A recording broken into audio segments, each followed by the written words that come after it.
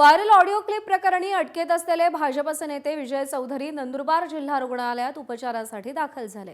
प्रकृती अस्वस्थ असल्याने रात्री उशिरा जिल्हा रुग्णालयात त्यांना दाखल केले।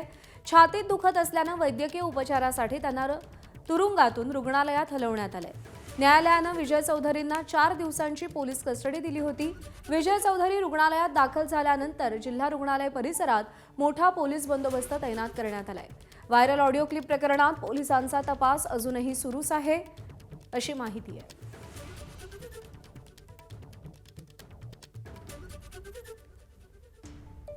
दरम्यान भाजपचे नेते विजय चौधरी यांच्या वैद्यकीय उपचारांवरती माजी खासदार हिना गावित यांचा भाऊ रोहन गावित यांनी आक्षेप घेतलाय।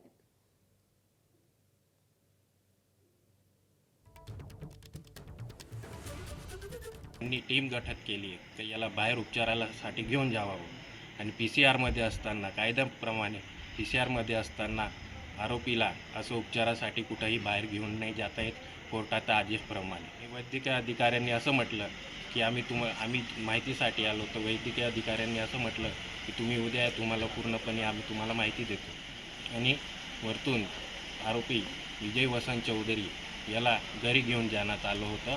हा काय कारण असल्यामुळे त्याला घरी घेऊन जाण्यात आलं हे माझे प्रश्न आहे। पोलिसांचं काहीच उत्तर नाही भेटत आहे आम्हाला।